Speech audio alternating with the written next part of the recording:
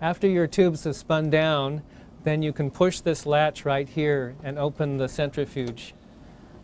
Release the latch on the centrifuge lid, and then you're going to take the tubes out in the exact order that you put them in and set them up. So we're going to read the A tube first, take them directly out of the centrifuge over to your agglutination viewer, where I'll show you several techniques for tapping and grading your reactions and what to look for as you resuspend the button. So we'll take the A tube, the first tube we set up, and we'll bring it over to the agglutination viewer. And you'll have the button down for this particular technique, the first technique. And you'll just, down means right down towards the mirror, as you see here.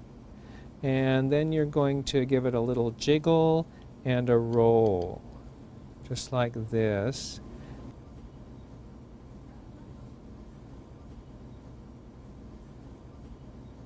And you're going to see the cells streaming down. I'm going to change the technique just a little bit so you can see what I'm talking about. You can see the button up there in the corner, and you can see the cells starting to stream down from the button. And you just really watch the button as you're tapping the tube.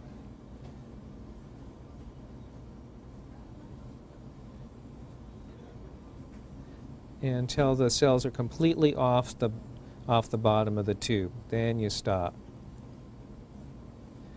Once the cells are completely off the button, then you can give it a little shake and roll the cells down the tube, and you can see here that it's a nice negative result here. As soon as you have read a tube, then you want to record the result on your result sheet right away. So don't save up your reactions and try to remember what they were.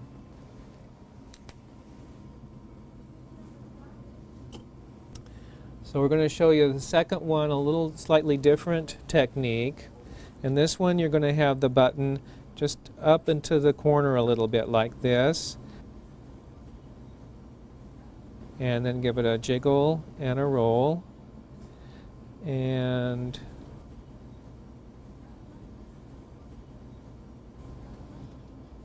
you can see the cells starting to stream off the button here, and I'm just going to change my technique a little bit to show you that a little easier.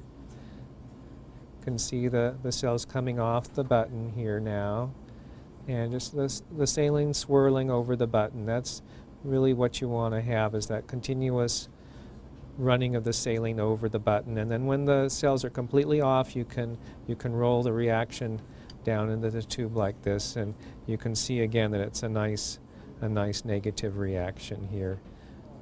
No agglutinants.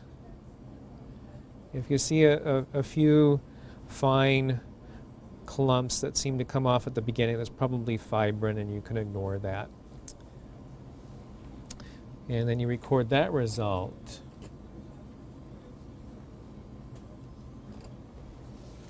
So now we'll go on to the third one,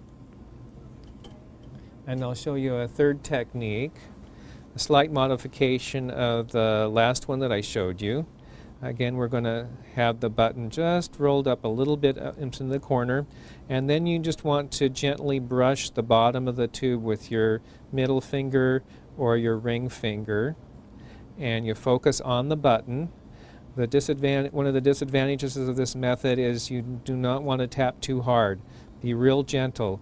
Let the position of the button do the work for you. You can see that the cells come off the button quite quickly with this technique, and the cells are completely off the button now, and we can roll the reaction down into the tube, and you can see it's a nice negative reaction here.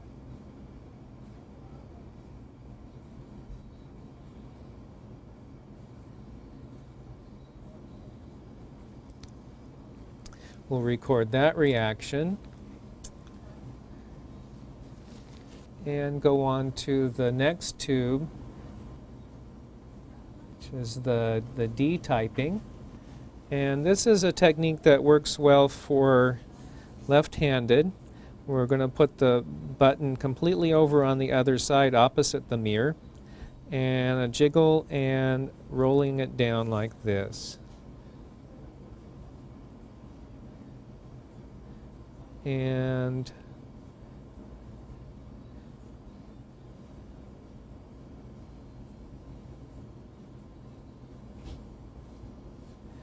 you can see that the button now is off the bottom of the tube, and it's a nice smooth reaction.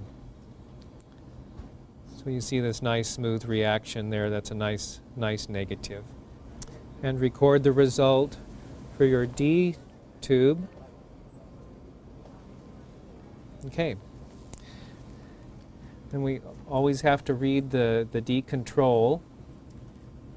I will continue reading the rest of these tubes with the third method that I've shown you, since it shows up the best on camera. So here's the D control, and you can see the cells swirling off the button here, nice and smooth. Reminds me of a comet's tail. And there they're off, and it's a nice negative reaction.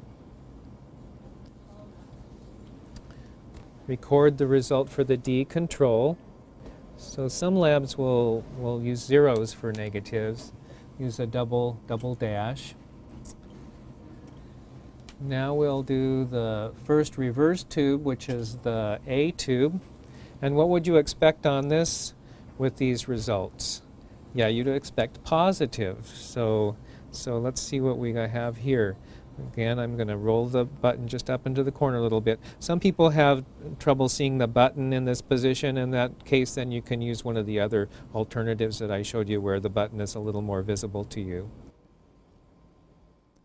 And so we're just going to tap it a few times here, and there it came off all in one piece. That's a 4+.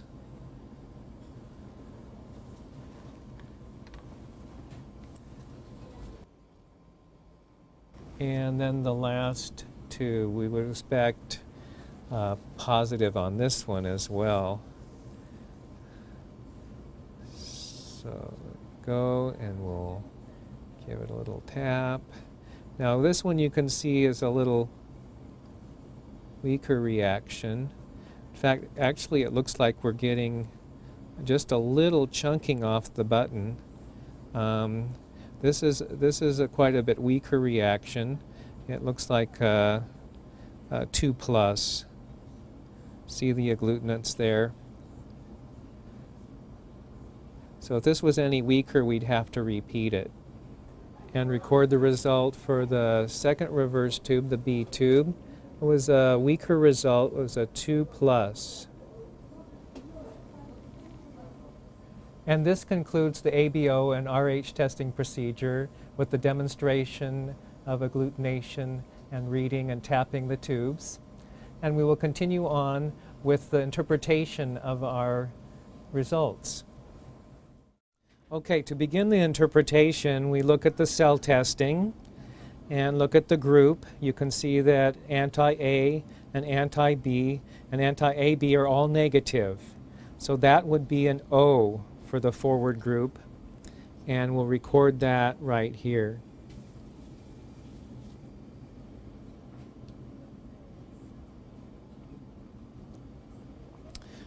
The D typing, under the cell testing, you can see type, and you can see that the anti-D and the D control are both negative.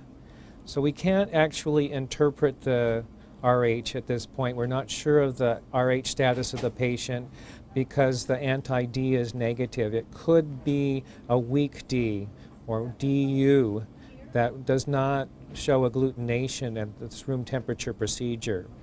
So we'll need to take it on to the DU or weak D typing, which we will do in just a few minutes. The rest of the interpretation is the reverse group. And so we look under serum testing, And the group here, you can see that the A1 cell is a 4+, the B cell is a 2+. They're both positive, so that confirms the O. And we'll record that result right here. Now, you can see that the 2+ result for the B cell is weaker than the result for the A1 cell. It's a 2+. If it's a 2+ or greater, that is a valid result. However, if it was less than a 2+, if it was a 1+, we would not be able to interpret the reverse group. We would leave it blank. And we would call that a low titer or weak titer, which you can see with an elderly person or an infant. But in this case, it is 2+ or greater, and we can record the reverse group as an O.